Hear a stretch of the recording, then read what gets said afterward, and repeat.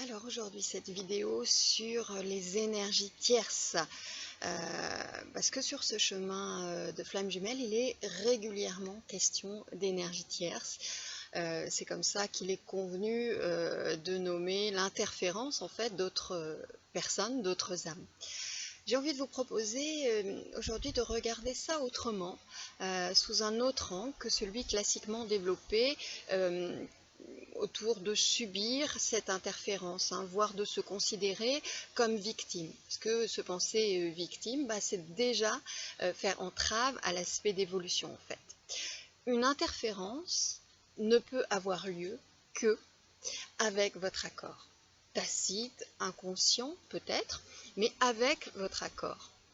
Elle a lieu grâce, oui je dis bien grâce à vos failles, à vos peurs, à vos blessures, à vos ombres non guéries.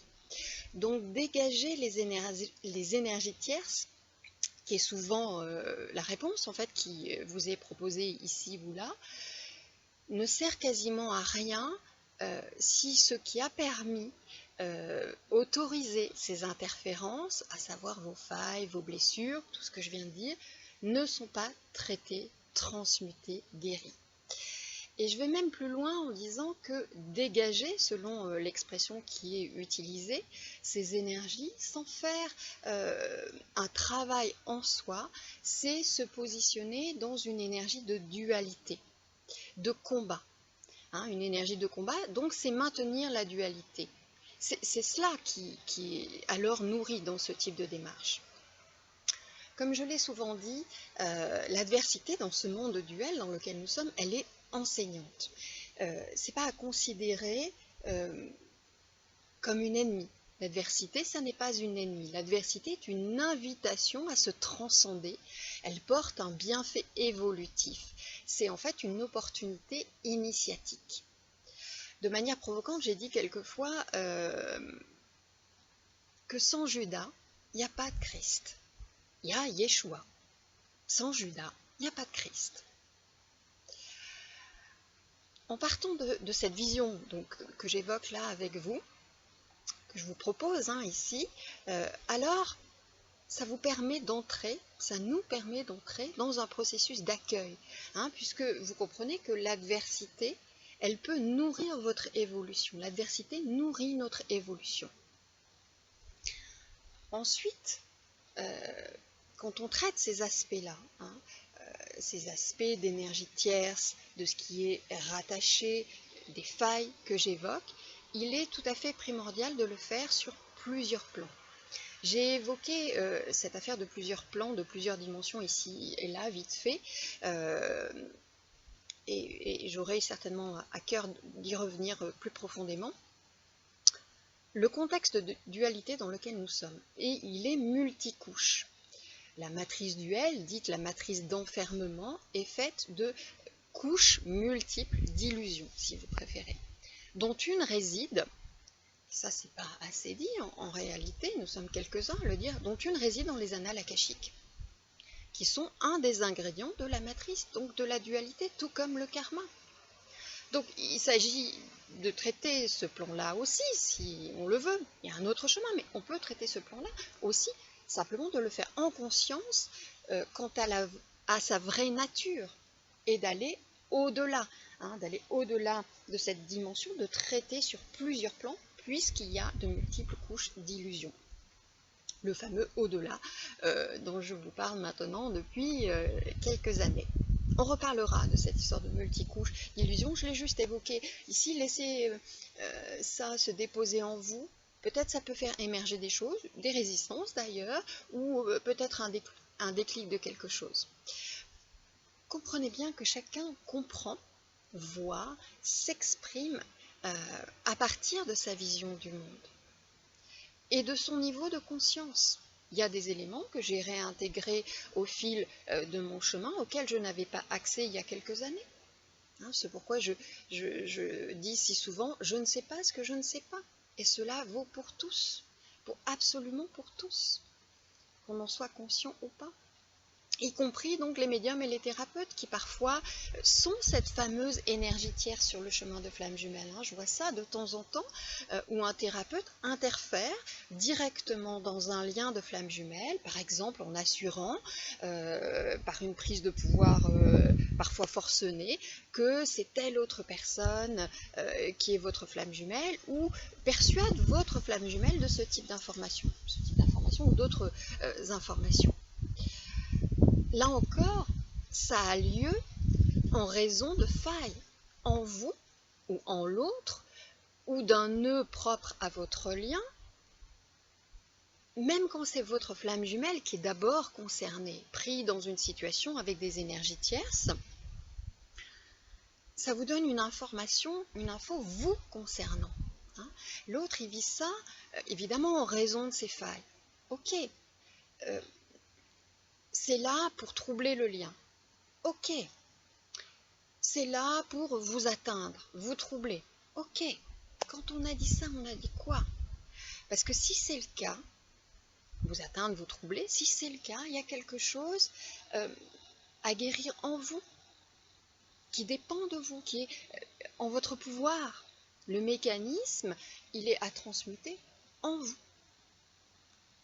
Le thérapeute, le médium, qui interfère à ce moment-là, il joue son rôle, sans le savoir, la plupart du temps, évidemment, et puis parce qu'il a encore 2-3 trucs à comprendre et à dépasser. L'univers est économe, donc voilà, une pierre, plusieurs coups. Donc, en effet, dans ces choses qu'on a à comprendre, que les médiums, les thérapeutes aussi ont à comprendre, que nous avons tous à comprendre sur ce chemin d'évolution, de réveil, c'est le fonctionnement des plans subtils et l'écologie personnelle.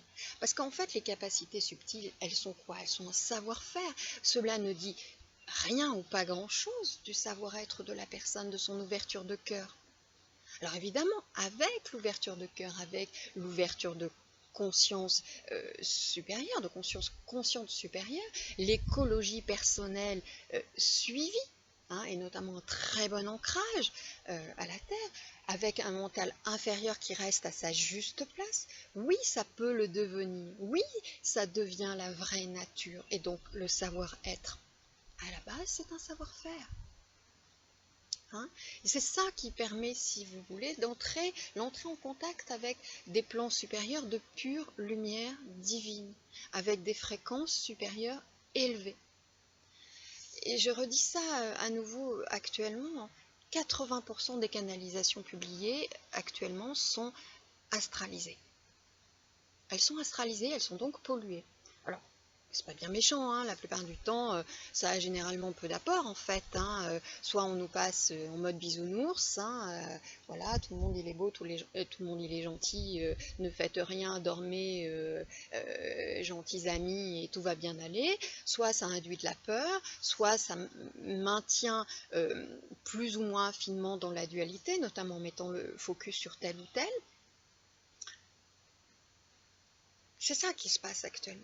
Bon, après, il y a des canalisations qui ne sont pas forcément entièrement polluées. Ceci dit, même un très bon médium, il va avoir une limitation, c'est clair. Donc ça, c'est important que vous l'ayez en tête, dans votre discernement aussi, quand vous êtes mis en contact avec des canalisations, si c'est ça qui vous intéresse. L'autre jour, j'en ai vu passer une de l'archange Michael qui, à la fin, disait « Nous sommes inquiets ». Et sur ce plan-là, ça se peut pas, les amis. Il n'y a pas ce type de sentiment, ça n'existe pas. Donc ce truc-là, le « nous sommes inquiets », ce morceau de phrase, ça doit cliquer à votre oreille. Là, claque, le discernement, il doit se mettre en branle tout de suite. Ça colle pas. L'archange Michael n'est pas inquiet. Pourquoi ça a lieu? Pour la même raison que les interférences d'énergie tierce. Je ne suis pas en train de m'égarer, en fait, tout se tient. C'est les failles. Et dans ces failles, il y a par exemple le besoin de reconnaissance que peut avoir la personne, le sentiment égotique, évidemment, d'être utile, celui plus masqué, plus fin, d'être doté d'un potentiel supérieur. Canaliser Jésus, c'est quand même le must, quoi. Cette espèce de sentiment d'être éveillé, de détenir une vérité, voire la vérité, d'être précurseur, de savoir avant, mieux qu'eux. Tout ça, tout ça. sentiment d'appartenance aussi à un groupe d'initiés, vous voyez, toutes ces choses-là, en fait. Alors qu'en réalité, tout ça, ça demande un grand détachement, une humilité bien ancrée, hein, une remise en question régulière, ce qui est un peu différent d'être envahi par les doutes. Hein. On ne sait pas ce que l'on ne sait pas. Et surtout, c'est d'incarner plutôt que de prêcher. Qu'est-ce qui se passe dans notre vraie vie? Comment on fonctionne? Donc, vous voyez, il y a aussi, donc il y a ce que je viens de dire, hein, ce que ça sert en la personne, ce que ça nourrit, en fait, qui n'est pas réglé en elle. Et puis, il y a toutes les illusions de l'astral. Et c'est là que c'est important d'avoir 2-3 connaissances de comment ça fonctionne, les plans subtils, hein, les illusions de l'astral, c'est-à-dire ces plans proches de notre dimension, qui en fait peuvent se présenter sous des formes, par exemple, de maîtres ascensionnés, ceux qui ne sont pas. Et puis, ça a lieu aussi parce que la plupart des personnes ne font pas la distinction entre la vraie lumière et la fausse lumière. Elles appellent la lumière. Ok, quelle lumière? De quelle lumière on parle? Je vous renvoie à mon billet du 13 avril 2019 sur mon blog qui parle de ça de manière détaillée. Donc en fait, dans leur vision du monde, il y a l'ombre et il y a la lumière. La fausse lumière, ça n'existe pas. Et il y a même pour certains, on voit ça souvent, une notion de combat à mener. Hein, c'est ce que je disais initialement sur les énergies tierces qu'on dégage, ce mot dégager. Hein, donc il y a un combat à mener, combat cosmique, combat ici, combat là. Bref, la dualité encore et toujours, encore. La vraie lumière, elle n'est pas mièvre, elle est à la fois enveloppante et bousculante. Et la vraie lumière, elle n'appelle pas au combat. Elle n'appelle pas au jugement sur tel ou tel. Non. Donc entendez bien qu'il y a à voir au-delà, à nouveau, hein, ce au-delà. Le passage avec un P majuscule dont j'ai commencé à parler notamment dans les soins complémentaires de la femme solaire, mais peu importe, ça concerne en réalité tout le monde, ce fameux passage, d'une certaine façon la brèche de pure lumière divine, le passage, c'est par le au-delà de la dualité qu'il se prend, ce passage. Donc la question que vous pouvez aussi vous poser, pour conclure cette parenthèse qui n'en était pas une tout à fait, c'est qu'est-ce que vous nourrissez en vous à travers ces canalisations, à travers cette recherche extérieure. Nous sommes actuellement dans ce que j'appelle la crise d'adolescence. Une crise d'adolescence, vous avez été ado comme moi, donc vous savez de quoi je parle. Quand on est ado, qu'est-ce qu'on fait? On s'oppose à tout ce qui est établi par nos parents, par les vieux. Donc on dit savoir, on a tout compris, on veut parfois changer le monde, tout en profitant allègrement d'ailleurs de ses composants. On est en fait dans une sorte de paradoxe, hein, dans un écartèlement même d'une certaine façon. On est en construction. En fait, on est en mode fuck, comme je dis, fuck aux adultes, fuck aux référents, fuck aux structures. Donc on veut s'émanciper et en même temps, on demande, quand on est ado, on demande, voire on exige de cela, hein, que cela nous protège, nous soutienne, notamment financièrement, etc. Donc on veut la liberté en omettant que celle-ci, elle est conjointe à la responsabilité. La liberté, elle va de pair avec la responsabilité, et c'est ainsi que se fonde la souveraineté avec un S majuscule.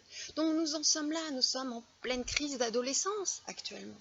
Et c'est très clair, regardez juste les infos, le monde tel qu'il va, c'est ça, ce bouillonnement à la fois, cet écartèlement, cette division aussi, tout ça. Cette aspiration à changer le monde, tout ça, c'est des caractéristiques de l'adolescence. Donc, juste regardons nos vies et nos positionnements à partir de cet angle, évidemment, si ça résonne pour vous, y compris cette histoire d'énergie tierce, qui était donc le sujet de cette vidéo. Et ouvrons plus largement notre regard, toujours de manière plus vaste. Voilà pour aujourd'hui, je vous dis à tout bientôt pour une autre vidéo. Belle journée à vous.